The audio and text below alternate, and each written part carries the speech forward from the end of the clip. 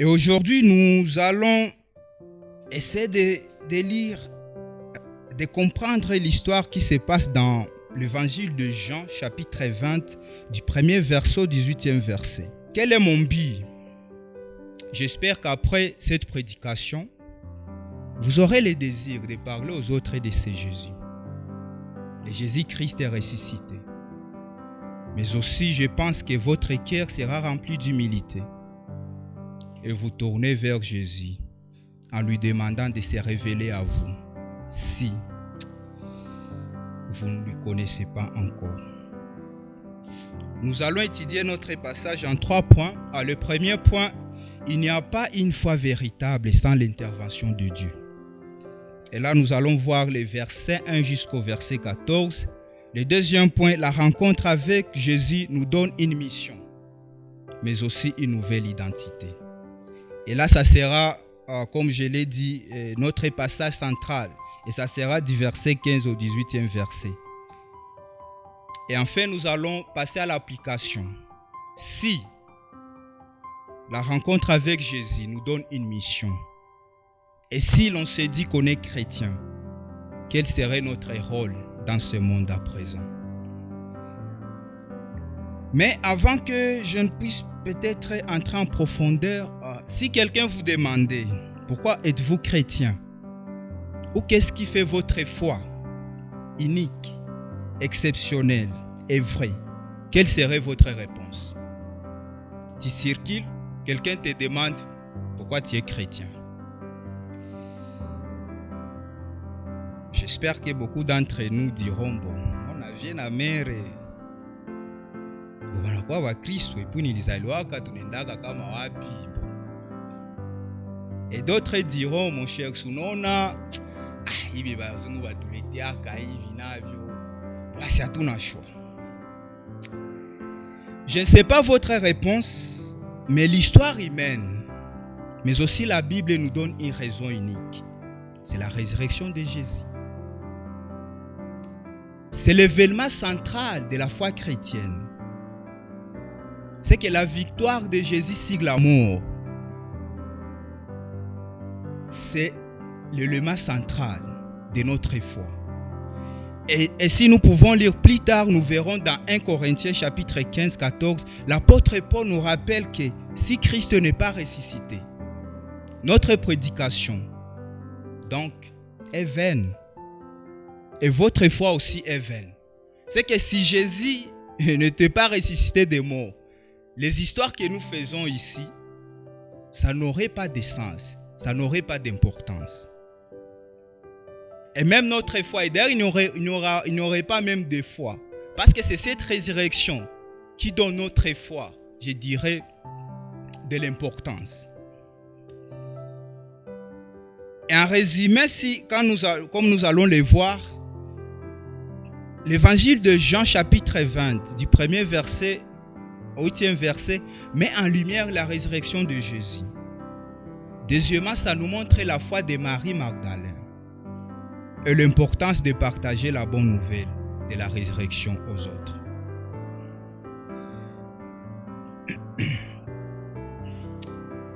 Verset 11 au 14e verset. Le premier jour de la semaine, Marie de Magdala s'est rendue au sépulcre dès le matin, comme il faisait encore obscur. Elle vit que la pierre était ôtée du sépulcre. À 11 et à 14, je m'excuse. Cependant, Marie se tenait dehors, près du sépulcre, et pleurait. Comme elle pleurait, elle se baissa pour regarder dans le sépulcre. Et elle vit des anges vêtus de blanc, assis à la place où avait été couché le corps de Jésus. L'un à la tête, l'autre aux pieds. Ils lui dirent, femme, pourquoi pleurais-tu? Elle leur répondit, parce qu'ils ont enlevé mon Seigneur, et je ne sais où ils l'ont mis. C'est que ici nous voyons une femme qui est premièrement désespérée, avec un cœur brisé. Marie Magdalène ici donne l'impression comme si tout était déjà perdu, mais elle cherche un Jésus vivant parmi les morts. Mais aussi, il y a quelque chose aussi à apprendre de Marie Magdalène. Il y a des points positifs. Premièrement, son désir de chercher le Christ. Elle a un désir de lui voir. Elle veut voir son maître. C'est qu'elle porte en ce Jésus un amour si grand. Mais comme nous allons le voir pour la suite, elle ne connaît pas réellement ce Jésus. Elle a une connaissance erronée de ce Jésus. Et le verset 13 nous le montre. Le verset 13 nous dit ceci. Ils lui dirent, femme, pourquoi pleurais-tu? Elle leur répondit, parce qu'ils ont enlevé mon Seigneur et je ne sais où ils l'ont mis. En disant cela, verset 14, elle se tourna et elle vit Jésus debout. Mais elle ne savait pas que c'était Jésus. C'est qu'elle a une connaissance de Jésus, mais elle a la connaissance erronée de ce Jésus. Elle ne connaît pas vraiment ce Jésus-là. Vous allez vous demander pourquoi, nous allons y arriver. Mais aussi, lisons les versets 15. Mais aussi Luc, chapitre 8, deuxième verset. Les 12 étaient avec de lui et quelques femmes qui avaient été guéries d'esprits malins et de maladies. Marie de Magdala, de laquelle étaient sortis ces démons. Le verset 15 nous dit ceci. Jésus lui dit, femme, pourquoi pleurais-tu? Qui cherchais-tu? Elle pensant que c'était le jardinier. Lui dit, Seigneur, si c'est toi qui l'as emporté, dis-moi où tu l'as mis et je le prendrai. C'est qu'elle confond premièrement Jésus à un jardinier. Quelqu'un avec qui elle a marché pendant 3 ans. Et d'ailleurs, Luc nous dit que Jésus a délivré de cette femme, de ces démons.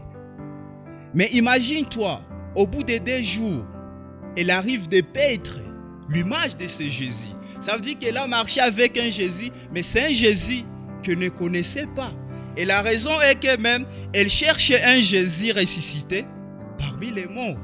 Et quand Jésus se présente, elle confond Jésus à un jardinier. Ça veut dire que pendant 3 ans, elle était avec Jésus, mais elle avait une mauvaise image de Jésus. Mais aussi, c'est Jésus qui la délivre de ces démons. Comment pouvez-vous oublier quelqu'un? Dans 2 jours, comment pouvez-vous oublier quelqu'un qui t'a délivré de démons? Cette puissance démoniaque qui t'a emporté, quelqu'un vient te délivrer, mais la personne meurt, la personne apparaît vers toi 2 jours après. Tu oublies, tu confonds la personne. Je pense que nous nous demandons comment cela peut arriver. Est-ce que vraiment cette femme était sérieuse ou normale? Mais laisse-moi vous dire que c'est ça notre état. Et c'est ça aussi mon état. C'est que nous ne pouvons pas connaître le vrai Jésus s'il ne se révèle pas à nous lui-même. Nous pouvons lui chercher, mais nous pouvons lui chercher au mauvais endroit. Si c'est Jésus lui-même ne nous ouvre pas les yeux, nous ne pouvons pas lui reconnaître. C'est que, comme Marie Magdalene, nous avons tendance de chercher un Jésus faiseur de miracles. Nous avons tendance à chercher un Jésus, une personne gentille, que quand tout ne va pas bien, on va vers ce Jésus, on plaide, et tout ça, et voilà, il vient, ce Jésus nous délivre, ce Jésus nous réconforte, ce Jésus fait des miracles pour nous. Un homme compatissant qui nous réconforte quand le monde nous rejette. Mais le problème de Marie Magdala ici, parce qu'on va voir que non, elle va appeler Jésus son maître, ce qui n'est pas mauvais. Mais Jésus veut que nous puissions lui connaître comme le Sauveur. Il veut que nous puissions lui reconnaître comme quelqu'un qui est capable de vaincre la mort. Un Jésus qui est vivant. Et c'est ça le problème de Marie. Marie alikuwa shazoea Yesu mfanya miujiza. Mais hakukuwa anajua ke nono kuko Yesu wa kushinda mauti. Quelqu'un qui est capable de vaincre même la mort. Elle avait une mauvaise image de Jésus. Et parfois, comme je l'ai dit, tunaendaka kwa Yesu, so nagonjwa, unaomba, unaenda maombi, wala kudélivrer, unapona, je ne sais pas, même tu pries, ok, unapona. C'est pas tout à fait mauvais. Mais aussi longtemps qu'on aura cette image de Jésus, on n'a pas encore connu Jésus. Parce qu'il veut qu'on puisse lui connaître, non pas seulement comme un faiseur de miracles, non pas seulement comme quelqu'un qui peut délivrer des démons comme il a fait chez Marie, mais pas seulement comme quelqu'un qui peut compatir avec nous, comme il a fait au dé de Lazare, mais aussi un Jésus, un sauveur. Quelqu'un en qui nous mettons notre confiance. Ma prière est qu'il se révèle à chacun d'entre nous et que nous puissions lui reconnaître comme notre sauveur. Le deuxième point, les rencontres avec Jésus nous donnent une mission et une nouvelle identité.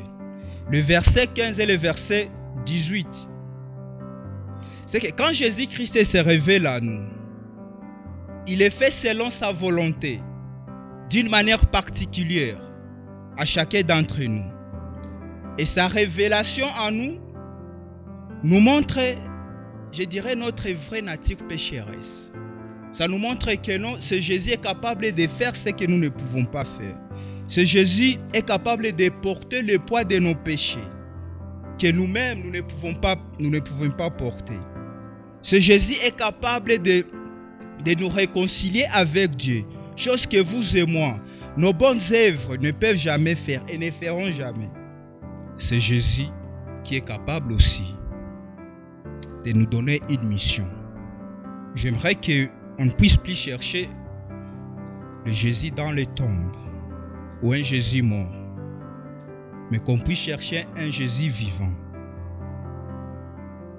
Et cette bonne nouvelle, une fois nous la découvrons, la nouvelle de la résurrection, cette nouvelle qui change le cœur, cette nouvelle qui change de vie, nous aurons toujours tendance à la partager avec les autres. Rencontre avec Jésus qui change tout, c'est que quand Jésus se révèle à Marie, quel est le message qu'il donne à Marie? Il donne à la femme une mission. Non pas seulement une mission, mais aussi il dit à la femme ce que la femme va dire. Va trouver mes frères et dis-leur que je monte vers mon Père et votre Père, vers mon Dieu et votre Dieu. Et ici, je vais m'arrêter un peu. La femme ici devient la toute première chrétienne. Et vous allez vous demander pourquoi.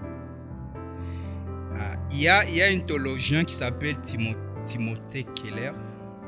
Et voici comment il définit un chrétien. Il définit un chrétien comme quelqu'un qui croit que Jésus est mort et ressuscité d'entre les morts. C'est quelqu'un qui a rencontré le Christ ressuscité. Cette personne met sa foi en lui.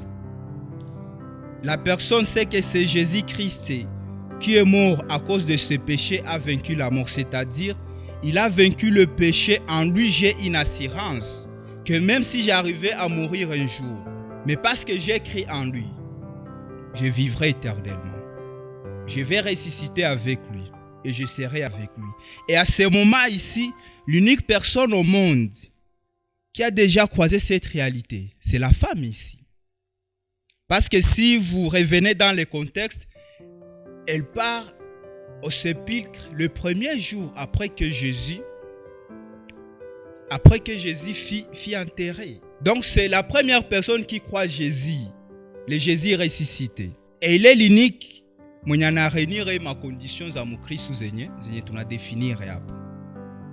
C'est que le même message que Jésus-Christ donne à Marie, c'est le même message plus tard qu'elle va donner aux disciples dans Matthieu chapitre 28-19. Et c'est le même message qu'il te donne aujourd'hui. Allez et proclamez que Jésus-Christ est ressuscité. Et cette résurrection nous a donné une nouvelle identité. En tant que chrétien, c'est là où vient la question. Qu'est-ce que tu fais sur cette heure? Est-ce que tu sais que tu es en mission? J'ai aimé quand Christian a essayé de parler de l'effort. Et il y a une partie que nous disons chaque dimanche que nous sommes une famille biblique à mission. Est-ce que tu sais que tu es à mission en tant que chrétien? Et c'est un peu de revenir dans l'histoire, je m'excuse, mais on va se demander, mais comment Jésus peut se révéler à une femme? Pourtant, à l'époque, il y avait des rois. À l'époque, il y avait même des pierres, les apôtres qui étaient là. À l'époque, Jésus avait déjà celle-là qui lui suivait comme ses disciples. Si nous rentrons dans l'histoire juive, la première des choses, les femmes n'étaient pas d'abord considérées dans la société. Ça veut dire que on va compter que les hommes n'ont pas le chasse à batu. C'est ça la culture juive. La deuxième des choses, si une femme témoignait quelque chose, c'est le quoi qui dogo sana, que les gens puissent croire.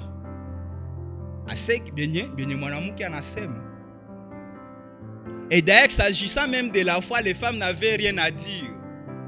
Oh, mina nani ewane achana na bile. Tradition nasema hivi. Mais Jésus brise la loi. Jésus brise la tradition et choisit Marie Magdalene comme la première personne à témoigner sa résurrection. Laisse-moi vous faire rire un peu. Bon, je n'ai rien contre les femmes, mais il y a quelqu'un qui avait dit ceci, que Jésus avait choisi une femme parce que les femmes ne gardent pas les secrets. Bon, je n'ai rien contre les femmes. Et le Messie avait dit que s'il avait dit à un homme, peut-être Pierre qui a dit politique, bananza mali solo, tout ça. Et puis Pierre anasabu que balimwambie bwana wende sema hivi. C'était juste une parenthèse. Mais vous vous rendez compte que comment Jésus brise nos pensées traditionnelles, comment Jésus brise la loi. Jésus aurait pu choisir, comme je viens de le dire, une personne célèbre. Mais il a choisi, on l'a lu dans Luc 8:2, une ancienne malade, emportée par les démons. Quelqu'un que tout le monde sous-estimait. Une personne de la basse classe au lieu d'une célébrité. Voici le message derrière ça.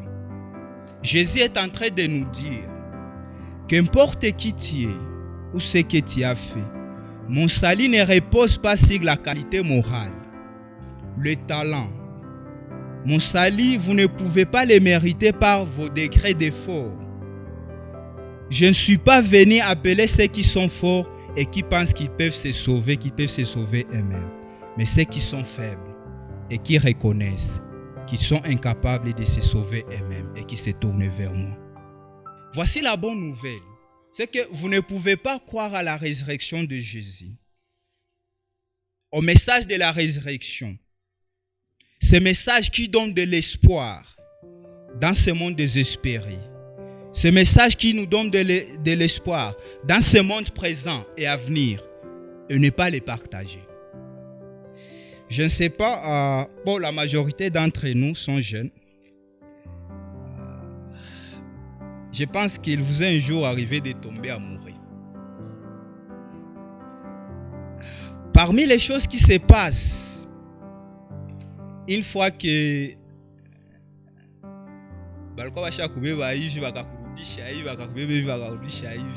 parmi les choses qui se passent, on a tendance à aller dire à nos frères, à nos amis, bon non, il est pièces politique. Bon non, les types, mon cher maralitika ni wansha muinda ulu na chini. C'est que pour nous c'est quelque chose qu'on ne peut pas garder. C'est quelque chose qu'on ne peut pas garder. Beaucoup d'entre nous sont en train de rire parce que c'est la vérité. On cherche toujours un ami ou bien une amie intime avec qui on va partager ces messages-là. C'est un message qu'on ne peut pas rester avec à nous-mêmes. Alors la question est la suivante. Si tu as déjà croisé ce Jésus, tu penses que tu as déjà croisé ce Jésus ressuscité et tu gardes ce message pour toi-même, peut-être tu as croisé les faux. Parce que c'est la bonne nouvelle. C'est un message que tu ne peux pas garder pour toi-même. Et comme Jésus l'a dit à Marie, Jésus dit à Marie, va dire aux autres que je ne suis plus, que je suis ressuscité, que je suis vivant. Parce que c'est un message qui donne de l'espoir. C'est un message qui réconforte. Non pas seulement de l'espoir dans ce monde présent, mais aussi un espoir dans le monde à venir, dans l'éternité. Un message qui nous dit que nous sommes libres. Jésus a pris notre place. Il est mort à notre place. Mais en plus, il a vaincu la mort et il est ressuscité. Et si vous vous dites que vous êtes chrétien et vous avez du mal à partager ce message de l'évangile, ce message qui transforme les cœurs, qui change de vie, vous avez honte, vous avez même du mal à parler aux autres de Jésus.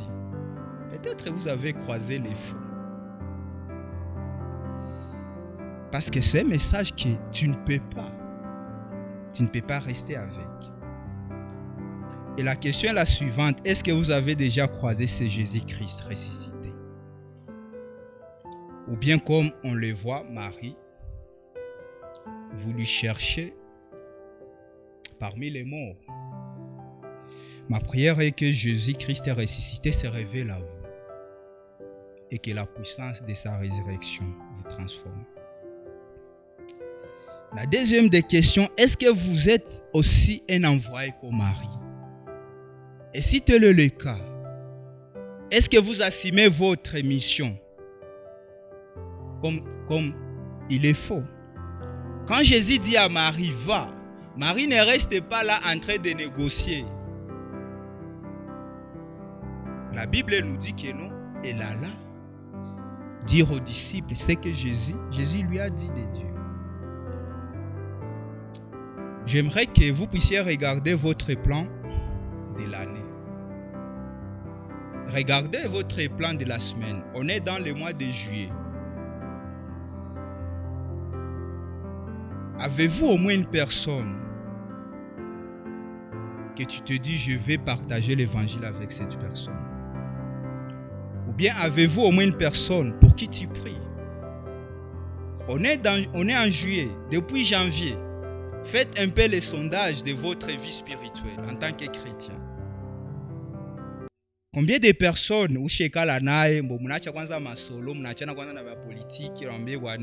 j'aimerais qu'on étudie avec toi la Bible. Ou bien même inviter à l'église pour que la personne soit exposée à l'évangile. Ou bien même prier pour cette personne. Ou bien ukishombia comme a besoin zako et c'est fini unalala et tu te dis waouh, c'est fini. Dans ce mois de juillet, l'église organise plusieurs activités qu'on appelle souvent le mois d'évangélisation. Vous pouvez contribuer par plusieurs manières. Ou bien quand on parle des histoires d'évangélisation, vous vous dites, bien Bobby, il y a ma activité, ce qui est que ça me concerne. Et on le voit dans les résultats parce que toi-même, tu ne viens même pas. Et tu n'invites même pas pour dire que ça ne me concerne pas.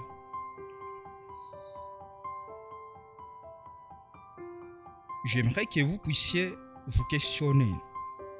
La première question, est-ce que vraiment vous avez déjà croisé ce Christ est ressuscité? Parce que si vous l'avez déjà croisé, l'envie de partager l'évangile serait en vous.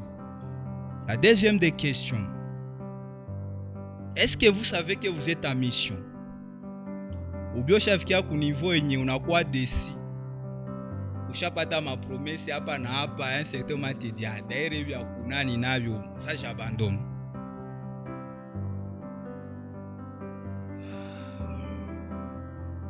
Ma prière est que Jésus-Christ se révèle toujours en nous et qu'il nous aide nous tous. Prions.